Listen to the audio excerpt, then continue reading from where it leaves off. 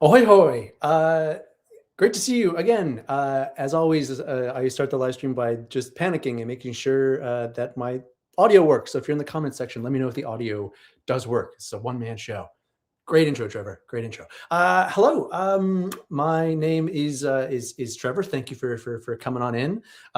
We got people from Saskatoon, people from Montreal, people from Canada. It's good. Broad. My parents are in the crowd. I know that because it's at Drayton Valley. Pierrefonds in Montreal. That's great.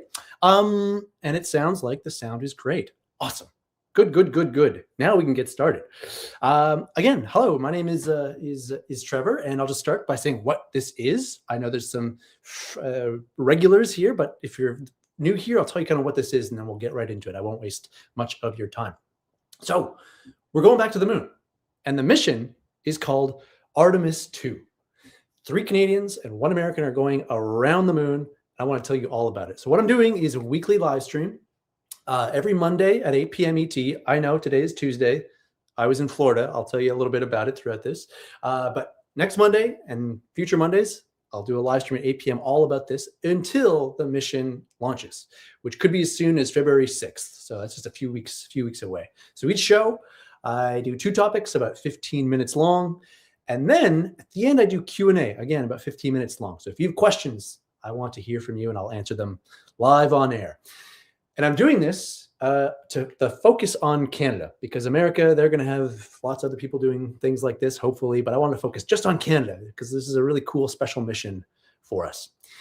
And because this is focused on Canada, we have to look at the hockey score. So Montreal is playing Minnesota tonight, and it's not the right score. Montreal was leading 2-1, and they're still leading 2-1. They've just started the second period. So I'll give you updates throughout the presentation, because you could be watching hockey, but you decided to come here. Speaking of here, this is not here. This is in Florida. So I was in Florida this weekend. I left Thursday, came back last night. I was in Florida. I was at NASA. I was at Kennedy Space Center at the rollout of the Artemis II rockets. I'm going to talk a lot about that. Some new things I learned. I think they're really cool. Got some good images and videos for you. So who am I? My name's Trevor, of course, and I run a little company called Plateau Astro. I better, because it says it on my sweater right here. And I do workshops teaching people about space and astronomy and how to use telescopes and astronomy apps. And I make videos for myself and sometimes with CBC and stuff. I do school presentations, teaching kids all sorts of space and astronomy things. And importantly, this is my kind of moneymaker now. I have a mobile planetarium, an inflatable mobile planetarium. Looks like this. You can fit a classroom in there, and I show kids the night sky, and we do a tour of the solar system. It's really cool. So if you are around the Montreal area, or even like Quebec City, maybe even Ottawa, let me know. I'd love to present about this or other space topics. Last thing about me, and then we'll get right into this. I used to work at the Canadian Space Agency a few years ago, which was awesome, really cool. And I got to work with some of the astronauts, including this guy. This guy is named Jeremy Hansen, and he is going to the moon in a couple of weeks' time. So I should pepper that in there just to show that I have some credibility in the area here. Okay, let's do it. Tonight's topics, 2 topics. First one, last week I talked about the rollout of the vehicle and what was going to kind of happen. I'm going to do a little overview of the rollout, which just happened, and new things that I learned, because I think there's some really neat tidbits, and then I'll sort of describe sort of what the whole adventure was down there. It's not going to be a school, this is what I did during my summer vacation thing. I'll make it interesting, okay? But I'll teach you some new things that I learned. And the second thing is, I'm going to talk about what are the next things that are going to happen before they launch, hopefully in a few weeks' time. It's at the launch pad now. Can't we just go? No, there's still some important things you have to do. So I'm going to cover those. Okay. Score, I presume, is still probably 2-1, but let's just check that. And it is 2-1. All right, good. Okay, let's get into the topics. Overview of the rollout and some things. So I got invited to this event by NASA. I applied and I got accepted to it. Really cool. NASA does these things called NASA Socials, and they invite sort of new creators to come and sort of document the thing and ask questions and all that. So super cool. Flew in Thursday. Friday, I went to the visitor center, and then Saturday, the day of the rollout, was the day that we went there. Had to get up super early, 3:30 a.m. because we had to meet at the place to pick up our badges and stuff at 5 a.m. And they put us on this bus and they gave us this badge, and they actually spelled my last name right, which is Norwegian and weird. They spelled it right, so everything was going pretty good up to this point. Drove the bus, and we get to this place. Now, I talked about this place a bit last week. This is called the VAB, or Vehicle Assembly Building, and this is my Eiffel Tower. This is my Rome Colosseum of things I've been excited to see all my life, and it's finally here. It's about 5:30, maybe 5:45 a.m. at this point, still pitch dark out. They got the spotlights on the VAB, and currently the vehicle, Artemis II vehicle, the rocket, is inside this building. And you might be able to see sort of on the right-hand side there of the building, you see the doors are kind of open. So the doors, they've opened them, but the rocket is still in there. We can't see from this angle. And they're supposed to start the rollout at 7 a.m. So I guess it was 6 a.m. and still completely dark out. They had the clock counting down to 7 a.m. And I panned the camera around, and this was the view that we had at this point. So you can see on the right-hand side, there's some light coming in through that building. The rocket is inside of there, hasn't been rolled out yet.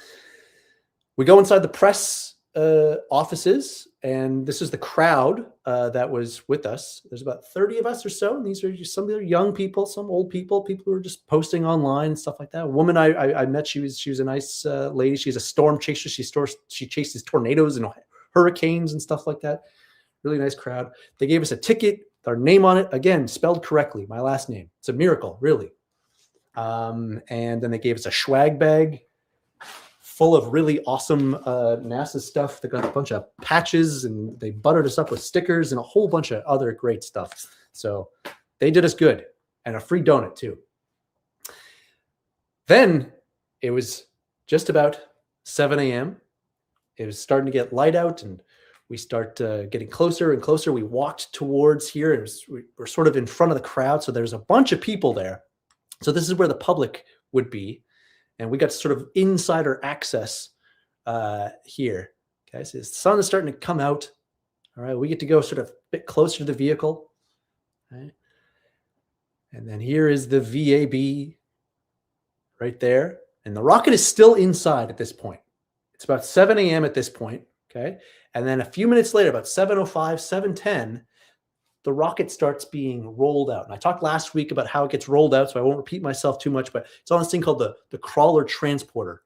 And it's this really, really huge thing. It is the original. I think they have two, but the originals from the Apollo era. And they put the rocket on there, and they start to move it very slowly.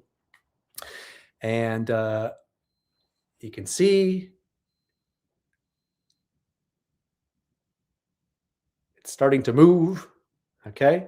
And now, after a few minutes, it's really starting to notice. But this angle that we had wasn't super great. We're sort of head on. You couldn't really see it too well. But just to sort of give you like a sense of scale of this stuff. Okay, so sense of scale here. Here is the rocket, but I'm going to zoom in right here, and you can see if I zoom in a bit more, there's tiny little people on it right there. A little bit hard to see. You can see some of the white hard hats right there. This is how big the vehicle is. I'll do that one more time. Okay. Here's the entire vehicle. Here's the bottom of the vehicle.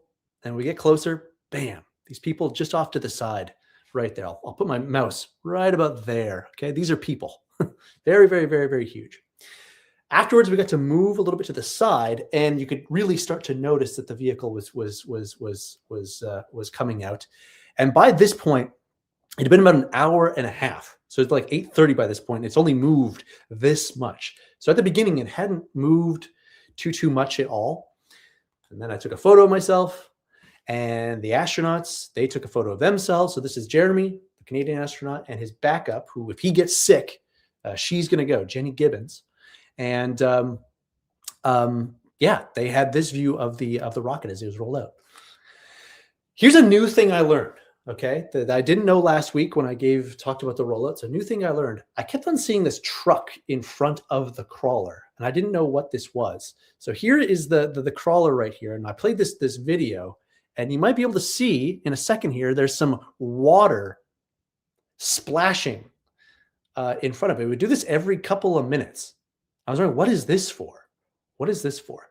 So in front of the crawler transporter, they have this truck, and it sprays water on the gravel, on the road. So here's sort of the road that the crawler transporter is on. So you see these 2 lanes, and gravel, rock is on this.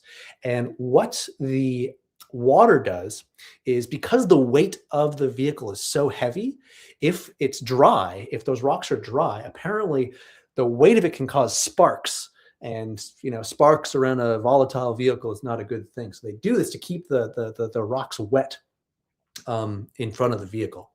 So it's just in front of it for many, many, many hours, just spraying water in 2 directions like that.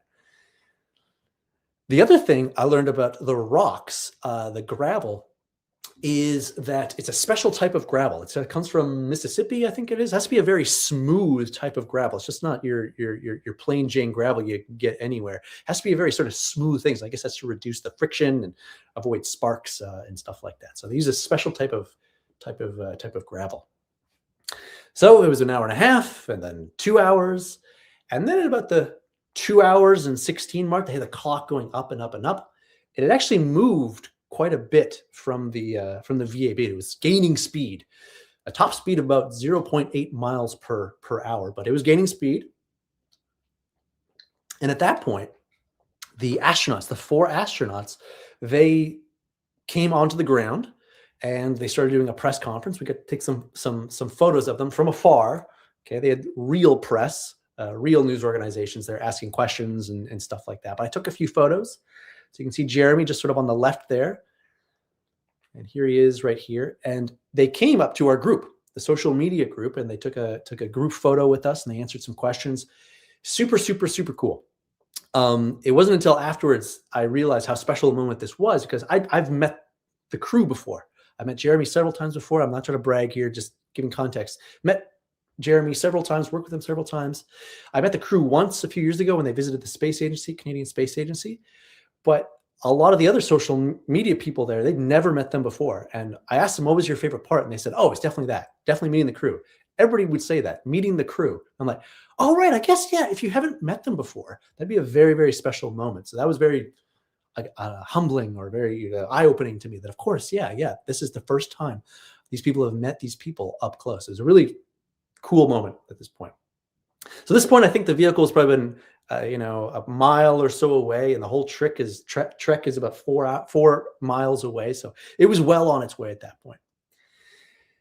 Then afterwards, we left the VAB area, and we went to this place called the Neil Armstrong Operations and Checkout Building. And this is the building where the astronauts, Apollo astronauts, current SpaceX and Boeing Starliner astronauts, and future Artemis astronauts, this is where they get suited up. So if you've ever seen Apollo 13, which I have about 900 times, that scene where, Tom Hanks and Kevin Bacon and Bill Paxton are getting suited up, this is that place. This is that building right in here. This is where the Artemis IV astronauts, this is where they're also going to get suited up.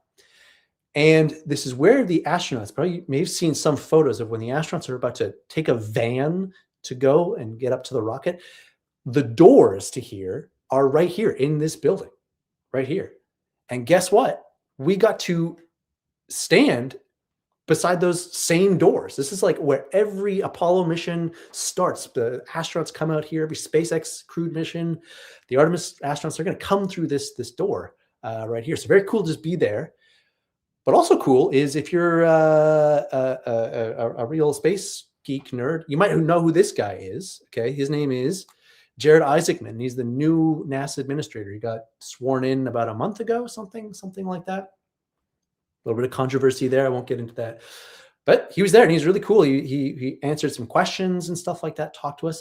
And I got to ask my own question. I put up my little Canadian hand, and I asked this question. So I'll play the video for that now. I hope the sound, you might have to adjust it, but I'll play it for you right here. I'm from Canada, and we're super stoked that Jeremy's going. Yeah, of course. But we want to, and relationships with the U.S. and Canada are a little bit weird. So I just want to make sure that, we're not going to just send one Canadian, but hopefully more Canadians in the future. Just sort of want to know how you sense that. Hey, look, as far as I'm concerned, I welcome the contributions and the help from everyone.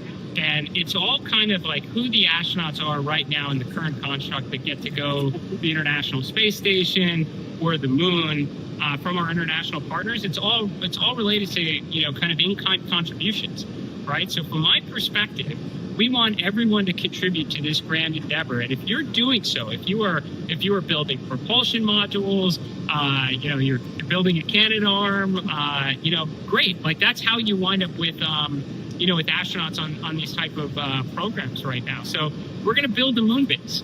I would love nothing more than to see a Canadian component, a European component to it, a la other programs that we've done out there. And that's how you're going to see more Canadians and Europeans and other partners on the surface. Cool, thanks. So that was my question, and he was really quite polite about that, and it was really nice he could do that. When I started making the captions for this video today, I noticed that one thing stood out, and it's very, honestly, a refreshing political answer, honestly, compared to some other answers that some politicians give. He says the words "right now." Okay. The agreements we have right now are in place that with future Canadian and European astronauts be able to come right now. Maybe I'm reading too much into it. I'm not a journalist. I'm just a guy who just likes this stuff too much. I wonder what the words "right now" mean and whether that I should be reading into that, but thought I would just mention that. This is a minor start of editorial. There's only 2 slides. It was so weird to have, him, he gave a very collegial sort of answer, and all the NASA employees, they were super nice. And like genuinely, they were like, we're so happy we have like Canadian on here. And this is like an international team. And at the same time, we had this stuff going on, where a leader of America is like threatening Greenland and saying to make Canada look like this. And this is the news you read on the same day that we're, rolling out this rocket, this international collaboration. It's just very weird to have those 2 things going on simultaneously. So end of editorial. I could go on for a long time, but I don't waste your time. Let's keep going. So we met Jared Isaacman, and we were given a tour to see some spacecraft for future Artemis missions. So this is behind this guy is, I believe, the capsule for Artemis 4. I forget, 3 or 4. And this one, either 3 or 4, I forget. And I kept on noticing this like cardboard sign, like painted NASA on it. And I asked them like, what is that? And they're like, oh, it's just to cover the windows. And, dawned on me that I probably could have worked at NASA because I'm pretty good with cardboard. Anyways, the tour continued, and we got to see the spacesuit up close and some of the different features. They can change the temperature with some dials and stuff like that. Here's their helmet and stuff for it. Really cool. And they really gave us a full, we could ask any sort of questions we wanted about the space suit and stuff like that. Super cool. All right. By this time, it's about 3 p.m. and it's been 7 hours. No, 8 hours. Never mind. 8 hours since the vehicle started rolling out. Okay. And the vehicle, by this time, we drove back kind of to the area where it started, and you could see that it had moved quite a bit towards the launch pad. It was almost near the launch pad, actually. These aren't my photos. These are from the CSA, but this is close to the launch pad, and this is Canadian astronaut Jenny Gibbons. You can see smiling, getting close, hard hats, very good. Look at the grooves of the gravel. Okay, you can see how much it's compacted down like this. And I forget if they said that the gravel gets crushed. I think they said that has a lifespan of about 10 years. They can roll on this, so I would assume maybe it's not crushed, but you can see how heavy it actually is. Then we got to go into the VAB, the Vehicle Assembly Building. So this is the building where the rocket was early in the morning and where it had been the last year and a half getting stacked. So we finally got to go in. And this is like my cathedral. This is my, Notre Dame. This is my basilica, Vatican Basilica, St. Joseph's Basilica. I think I got that right. Got to go inside. And this thing is a monster. It's really, really, really huge. You keep moving your neck up and up and up and up and up. It is about 40 stories tall, which, we're around 40-story buildings all the time. But the amount of open volume I think is the surprising thing. When you have 40-story buildings, usually there's girders and levels and stuff like that. So it to be completely open like that is very, very, very cool. You can also see it from this point of view, like that. Okay, very tall. Again, 40 stories tall. And we got to go up in an elevator to the 19th story, quite high. And they said you can take photos, but like make sure you do not put your phone over the ledge taking photos. So like you're mostly nervous about like dropping your phone to the other side. So very kind of nerve-wracking. This was super cool. Again, I've watched Apollo 13 about 1,600 times. And so the scene where the Apollo rocket is being stacked and Tom Hanks is describing the upcoming Apollo 13 mission, you know, very cool, like be in the spot where that was all taking place. Anyways, one last photo from there. This was the end of the day. This was the last thing. I think it was really fitting to end the day where the rocket had began. So this was super, super, super cool. So that overview of the rollout, it was super, super amazing. I know that U.S.-Canada relations are kind of weird and you want to avoid travel there. I probably wouldn't have done this if I wasn't invited, but when things get normal, definitely get a trip to go out there. It's really, really, really cool. All right, what's the score? The score is 2-2. Darn. Minnesota, what are you doing to me? All right. Next topic. I think I'm on time. Right on time. Okay. Next steps to launch. Okay. So right now, the vehicle, the rocket, is at the launch pad. Okay. It's been rolled out to the launch pad. What's left to do? Can't we just go? So here it is. And what we've got left to do, there's a few things we have to do. One of the things we have to do, this might be maybe obvious, maybe not. We have to hook some systems up.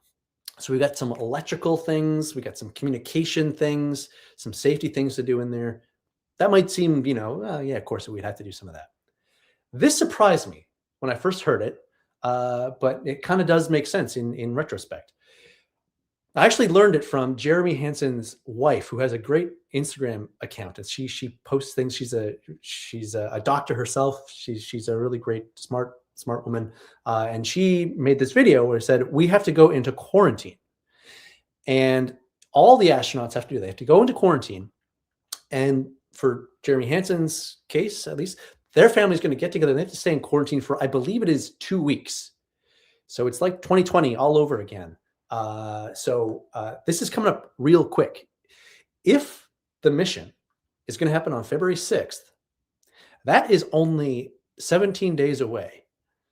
And so 2 weeks is 14 days.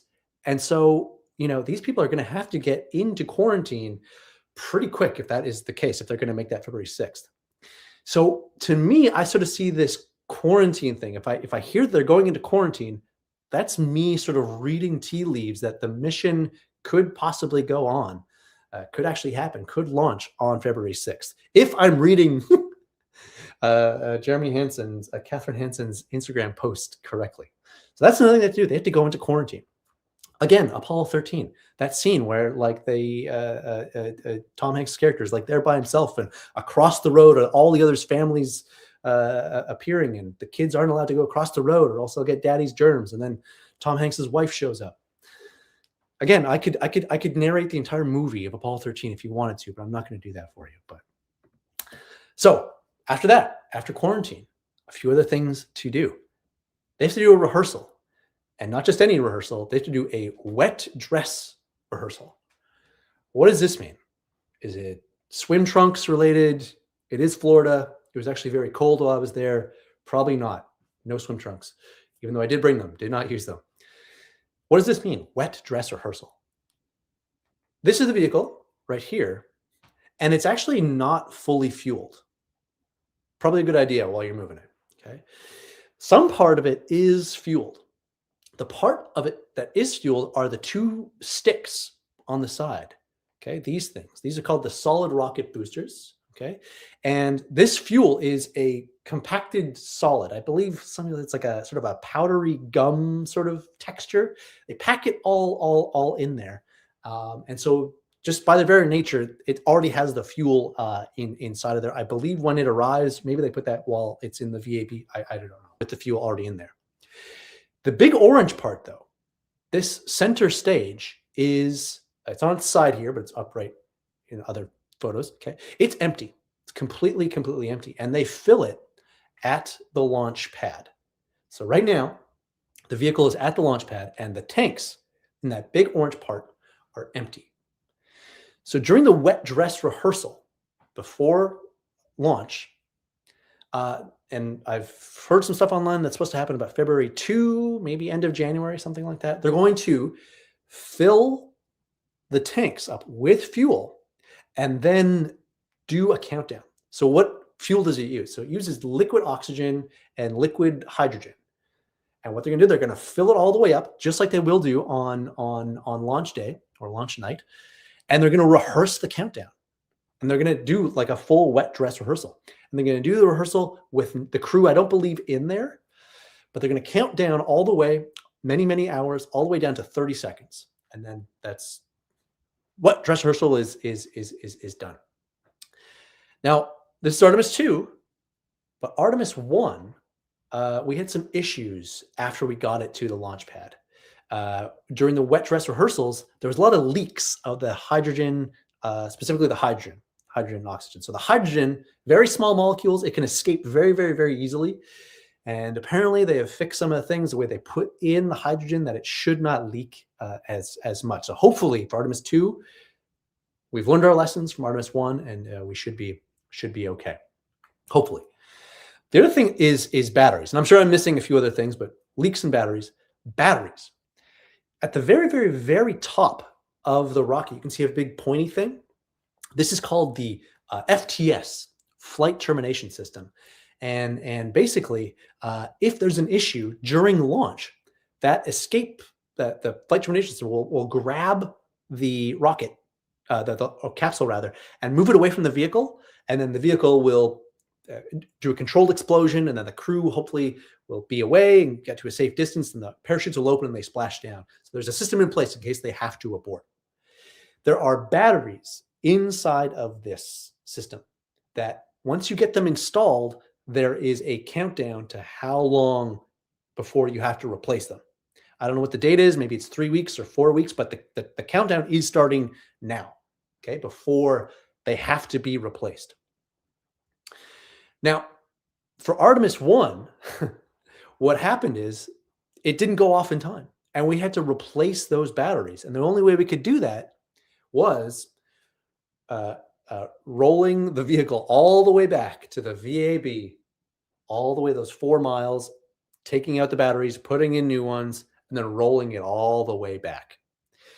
That was a pain in the ass, but they had to do it. And I think they had to do it several times, the rolling back, if my memory serves, for different reasons. But hopefully this time we won't need to do that, because we have this thing. We can now replace the batteries because there is a crew access arm. Okay, there's an arm now for the astronauts to walk across, and we can use that arm to go and replace the batteries. This was not on Artemis I because there was no crew, but now that we have crew on there, for Artemis II, we can replace the batteries on the launch pad, if I've read everything correctly. So what that means is hopefully those leaks don't happen. Hopefully, if we do need to replace those batteries, we don't have to roll it back to the launch pad.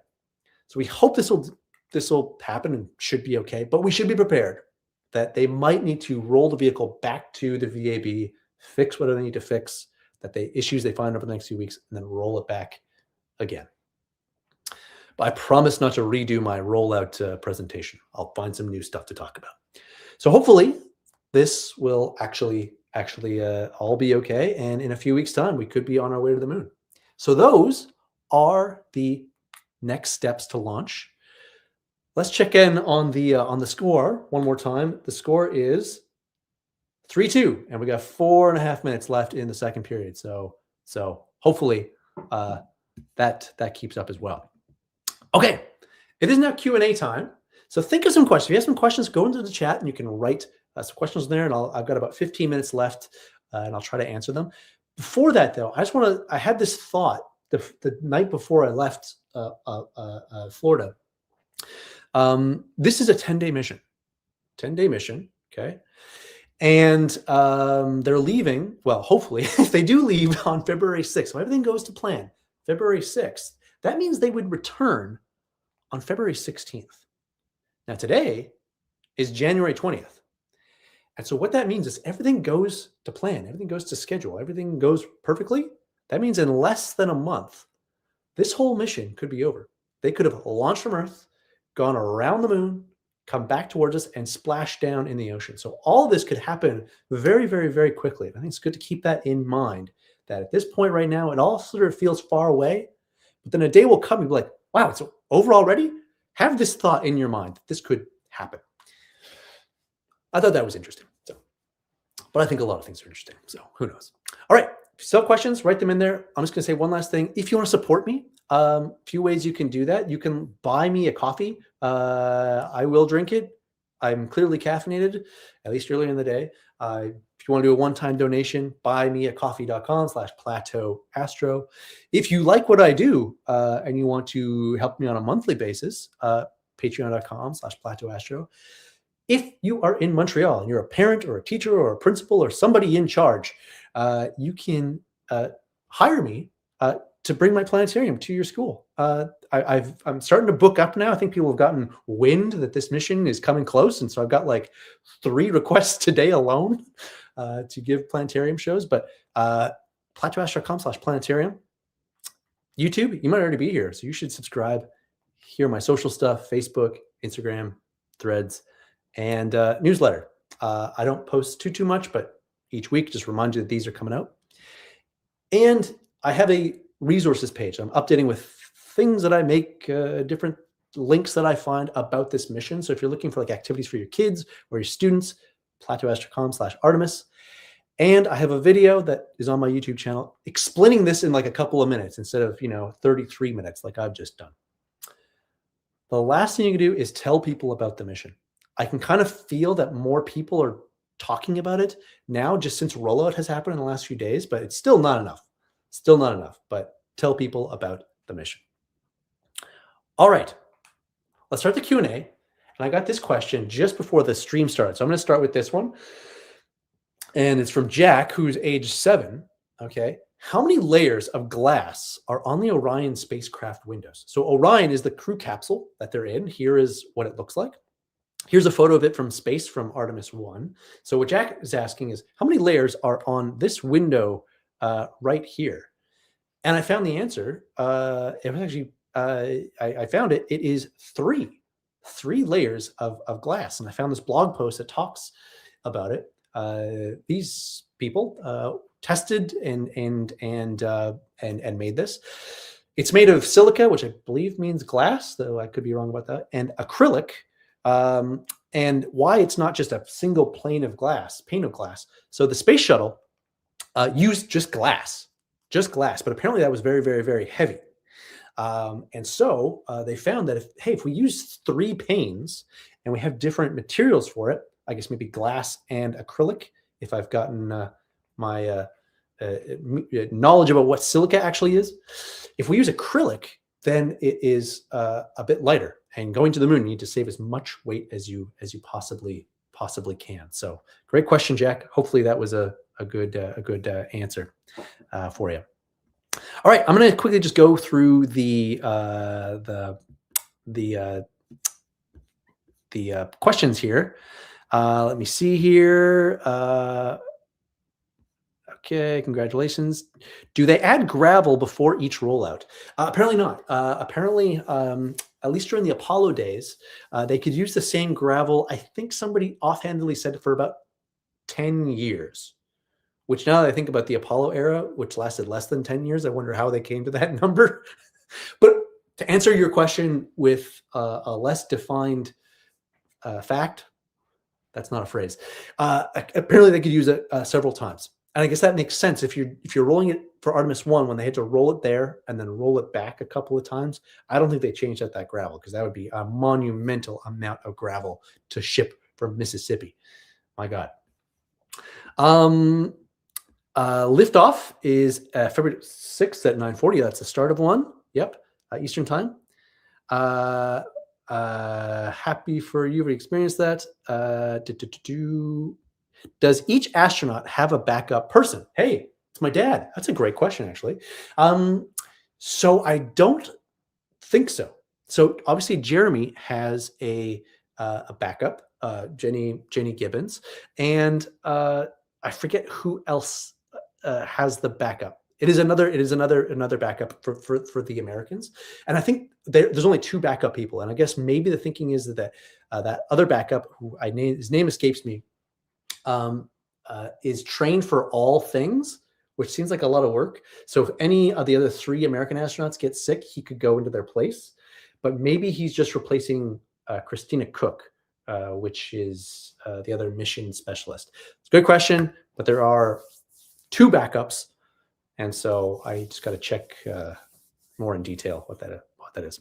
Are these links on your page? Yeah, so I'm just going to put some banners up here. So so if you're interested in Planetarium Show, plateauastro.com/planetarium, or you can just go to plateauastro.com and you'll see all these links there. Specifically for the ones for resources for like parents and teachers, plateauastro.com/Artemis. So I have put the link to the next video and activities for kids and stuff like that. Okay. What impressed you the most during your visit? Yeah. So I arrived on Thursday night, and then Friday, I went to the visitor center. So the visitor center is sort of like the amusement park version of the NASA facility. Obviously, the VAB and the launch pads, those are like official NASA things. But the visitor center, I think, is actually a private entity that obviously collaborates with NASA to do certain things. But it has sort of like an amusement park sort of feel to it. Again, once things get normal, I highly recommend going here. I loved it. It was amazing. I still can't believe it. There's a few different sections you can go to. You can see the rocket garden, which are all these old rockets from the early 60s in there. Really, really cool. The premier part of those two premier parts, I'd say, you get on a bus, and the bus is free, so including your ticket. And the bus takes you to what they call the gantry. And the gantry is sort of this lookout area to the launch pads. So there's several launch pads along the coast. I forget how many are active, 7 or 8 or something like that. But the gantry, you can see the gravel road where the Artemis vehicle would be, and you drive past the vehicle assembly building. You get to see all of that. Already, I was just like blown away. Oh my gosh, there's the VAB, there's the gravel road. And then you look and you can see the launch pads, pad 39A, pad 39B. These, and it occurred to me during this part, or it dawned on me, is probably a better word. I was like, these are the places that like Apollo 11 launched here, space shuttle missions launched here. My favorite missions, they all had to happen somewhere on Earth, and I'm at that place on Earth. And they're right there, and they're like a couple kilometers away from me. I'm like, wow, I can't believe I'm looking at these places where the origins of these missions started. And process that through my brain. And then the next thought that I had was, okay, there's some very, very good missions that happened, but there's also some like not so good things that happened. The Apollo 1 fire, where the 3 astronauts died on the launch pad. That happened right there. Like, I'm looking at the exact spot where those 3 astronauts died. Okay, you got to take that into account too. The Challenger accident, it launched, that shuttle launched right there, and it went up and then exploded 86 seconds afterwards. This all happened right here. And you could see the countdown clock area, and there's sort of this grassy area, and they would have bleachers there. And I remember this footage of the Challenger accident where they show Krista McAuliffe, the teacher, her mother and father were watching, and before launch, they were all excited and stuff like that. And then obviously the explosion happened, and it pans to them, and you see this look of like disillusionment on their face. It's like, I don't think they can quite process what's happening. And like that footage, they're like, what happened to those parents happened right there. And I think that was probably the most moving part to me, that these are, you'll have this exciting moments there, but you also come like these really like heavy, real moments. And I think that is the thing that's like stuck with me since. It feels like I've read so much space history, spaceflight history, watched videos. But then once I got there, I realized, oh, you only kind of know like half of it. Like once you get down to these areas, it becomes another onion layer gets removed, and like you kind of get to realize this place, and you get to understand the layout of the place. I found that very, very, very, very powerful. Hopefully that answers your question. All right. I cannot remember, but do you know how long this mission has been in the making? It's kind of difficult to answer.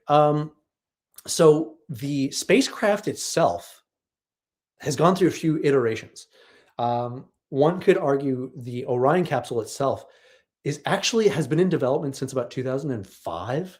It's like a 20-year-old vehicle that they've been doing this.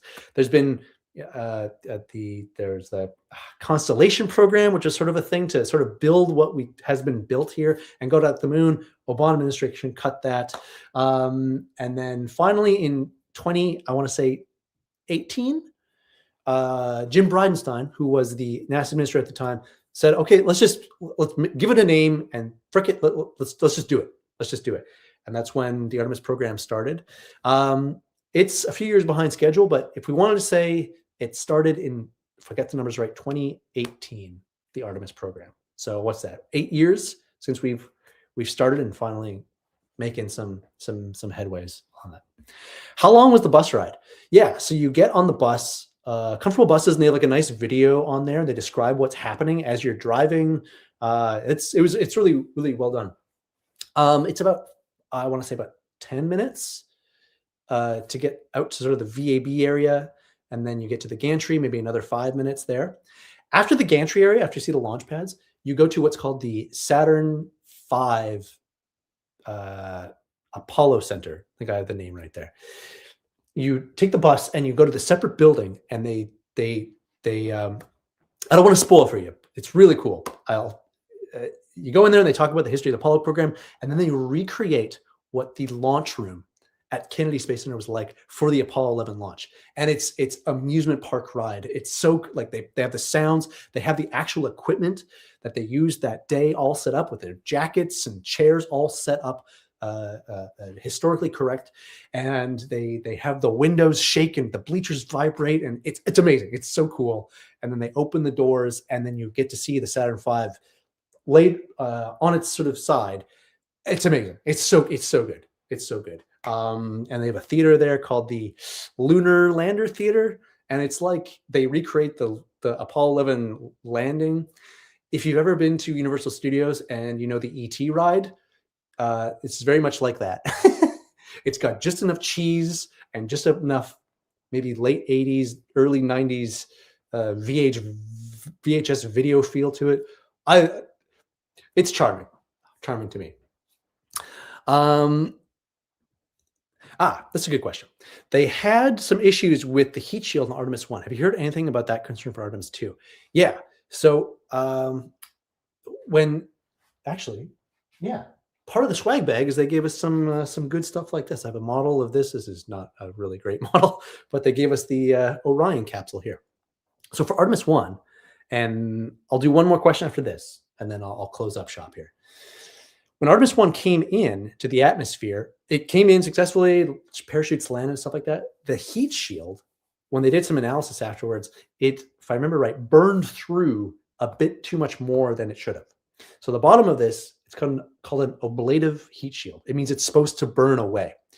And it burned away a bit too much and left these sort of holes or pockets in an area that they didn't quite expect. And so the mission was delayed. Artemis 2 has been delayed because of that issue. For Artemis 2, they decided they're actually going to use the same heat shield design for Artemis 2, but the way that they're going to re-enter the atmosphere is just a little bit different, that it should avoid sort of that cracking and that sort of popping for that. I asked the engineer, I think I asked an engineer at Lockheed Martin about this during the tour, if it's going to be the same. And the one guy was like, I'm not sure if I can answer that. And then another guy came up and said, like, here, I'll tell you the answer. So apparently for Artemis 3, they are going to change the heat shield design a little bit so it doesn't have that issue. And so it should be all safe. That's not to say Artemis 2's heat shield is like broken or defective in any way. The way that they're coming in is just going to be a little bit different, so they avoid that. Real-time follow-up. 2004 is the roots of the program began. Started with the Constellation program. Great stuff, Trevor. Welcome to the Artemis Education ground crew. Super happy for you. All right. Let's just see if there's any one last question. Have I been to the Alabama Space Museum? If so, you can only go to Kennedy or Alabama. Which would you choose? Yeah, I haven't been to Alabama. That might be cool as well. I think I've heard more about Kennedy. I've heard a little bit less about Alabama, but I could be kind of wrong. Could be kind of wrong there. All right. I'm just going to share my. Thank you for the questions. Those were really, really great. We got my parents in there. That's always good. Next live stream is going to be back on schedule Monday, 8 p.m. Hopefully you should be there, and thank you for watching. It'll be on YouTube. I'll make a Facebook event. Next week's topics, I don't know yet, but I'll come up with something, and I will announce those in the Facebook event. And I've got a whole bunch of future topics I can talk about. If you have a topic you want to hear about, you can send me a message or whatnot. Yeah, and I'll make the new Facebook event and post that, if not tonight, early tomorrow morning. So thank you all so much. Plateau Astro, i.e. Trevor, merci beaucoup. Hope you have a great night, and you learned some new things. And David Schumann just reminded me, if you are in the West Island, I'm going to be there on the 31st with my planetarium. I'll tell you a little bit more about the mission, and I'm going to show in my planetarium what the mission is going to kind of look like. So thank you for the reminder, David. So thanks for watching. Have a great night.